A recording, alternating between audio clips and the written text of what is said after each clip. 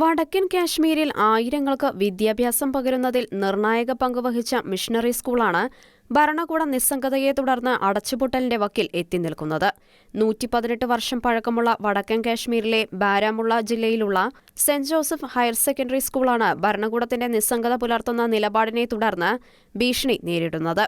School അഡ്മിനിസ്ട്രേഷന് ഭൂമി പട്ടയം പുതുക്കി നൽകാത്തതിനെ തുടർന്ന് സ്കൂൾ അടച്ചുപൂട്ടലിന്റെ വക്കിലാണെന്ന് ഇന്ത്യൻ എക്സ്പ്രസ് ഉൾപ്പെടെയുള്ള ദേശീയ മാധ്യമങ്ങൾ റിപ്പോർട്ട് ചെയ്യുന്നു. കിൻഡർഗാർട്ടൻ മുതൽ 12 വരെ 3000-ലധികം വിദ്യാർത്ഥികൾ പഠിക്കുന്ന വിദ്യാലയമാണിത്. ഭൂമി പാട്ടത്തിന്റെ രേഖകൾ ഇല്ലാത്തതിനാൽ ബോർഡ് പരീക്ഷകൾക്ക് വിദ്യാർത്ഥികളെ രജിസ്റ്റർ ചെയ്യാൻ അധികാരികൾ വിസമ്മതിച്ചതായാണ് റിപ്പോർട്ട്. 1905-ലാണ് സ്കൂൾ അധികാരികൾ പാട്ടത്തിനെടുത്ത സർക്കാർ ഭൂമിയിൽ സ്കൂൾ സ്ഥാപിച്ചത്.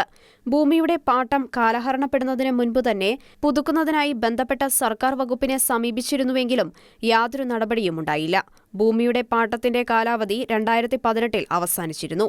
ബാരാമുള്ളയിലെ ഡെപ്യൂട്ടി കമ്മീഷണറുടെ ശുപാർശ ഉൾപ്പെടെയുള്ള ഫയൽ 2022 ഏപ്രിൽ മുതൽ കാശ്മീരിലെ ഡിവിഷണൽ കമ്മീഷണറുടെ ഓഫീസിൽ അംഗീകാരത്തിനായി കാത്തിരിക്കുകയാണെന്ന് സ്കൂൾ മാനേജ്മെന്റ് പറയുന്നു.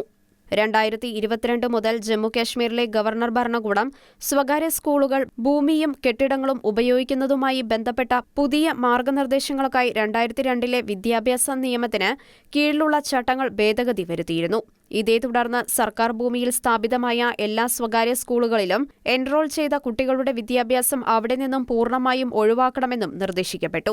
അധികാരികൾ ഭൂമി പാട്ടം പുതുക്കാത്തതിനാൽ ബോർഡ് പരീക്ഷയ്ക്ക് വിദ്യാർത്ഥികളെ രജിസ്റ്റർ ചെയ്യാൻ സ്കൂൾ വിദ്യാഭ്യാസ ബോർഡ് വിസമ്മതിച്ചതായാണ് റിപ്പോർട്ട്. വരാനിരിക്കുന്ന പരീക്ഷകൾക്ക് രജിസ്റ്റർ ചെയ്യാൻ കഴിയാത്തതിനാൽ ആയിരക്കണക്കിന് വിദ്യാർത്ഥികളുടെ ഭാവി അനിശ്ചിതത്വത്തിലാക്കുമെന്ന് റിപ്പോർട്ടുണ്ട്.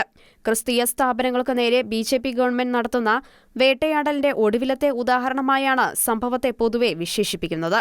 ചാഷ് ഡെസ്ക്, ഷെക്കന ന്യൂസ്.